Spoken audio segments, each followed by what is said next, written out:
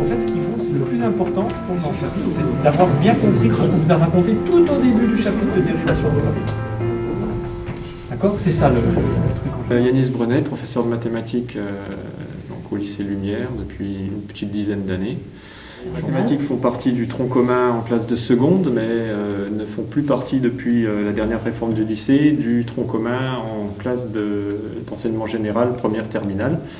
Par contre, la possibilité est offerte de choisir la spécialité mathématique, qui, comme toutes les spécialités, représente un volume horaire hebdomadaire de 4 heures en classe de première, et si elle est poursuivie en classe de terminale, de 6 heures.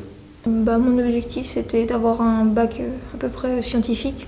Donc, c'est pour ça que j'ai pris physique et maths. Parce que voilà, j'ai plutôt un profil scientifique, c'est les choses qui me plaisent. Et ce que j'aime bien, moi, c'est la logique que ça apporte, c'est-à-dire qu'on arrive à comprendre des choses qui ne sont pas forcément évidentes au premier abord. C'est le fait de pousser un peu plus loin les choses. Ce qui me plaît, c'est la rigueur un petit peu qu'il y a. On sait qu'on a une méthode. Voilà, moi, ça me rassure d'être un peu... On sait d'où on part, où on arrive la plupart du temps. Donc, moi, j'aime bien ça. Tous les programmes ont été écrits comme des programmes d'enseignement de spécialité. Donc il faut être prêt à s'investir dans la spécialité mathématique, mais comme on doit s'investir dans n'importe quelle spécialité. En fait. Ça apporte un rythme de travail, puisque, faut quand même le dire, il y a quand même un peu de travail, et puis ça apporte aussi un raisonnement, parce que ce qu'on fait en maths, on ne s'en sort peut-être pas dans la vie de tous les jours, mais ça permet d'acquérir des raisonnements qu'on n'a pas forcément quand on ne fait pas maths, et ça permet de voir des choses qu'on ne verrait pas autrement.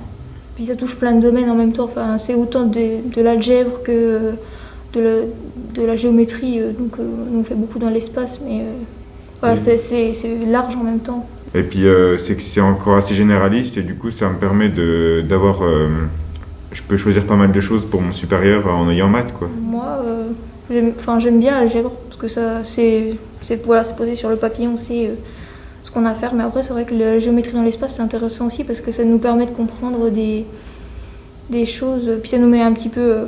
hors de ce qu'on a l'habitude de voir. C'est notamment la spécialité la plus recommandée ou la plus conseillée par l'ensemble des formations de l'enseignement supérieur. Alors on pense évidemment aux formations du domaine scientifique, mais plus généralement c'est également conseillé pour des formations qui ont trait au domaine économique, au domaine de la gestion, et puis par rapport à l'enseignement, je pense notamment aux élèves qui se destinent à être enseignants du premier degré, professeurs des écoles, etc.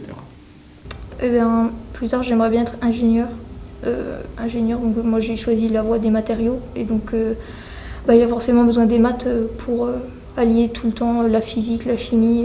Les maths c'est vraiment essentiel dans le métier, dans la science. J'aimerais bien intégrer l'école AgroSup Dijon pour finir ingénieur agronome. On réfléchit comment améliorer les techniques agricoles, que ce soit plus écologique, des choses comme ça. Mathématiques, je dirais que ce qui m'a beaucoup appris cette année, c'est la rigueur, qu'il faut être rigoureux, c'est pas une science de l'à peu près.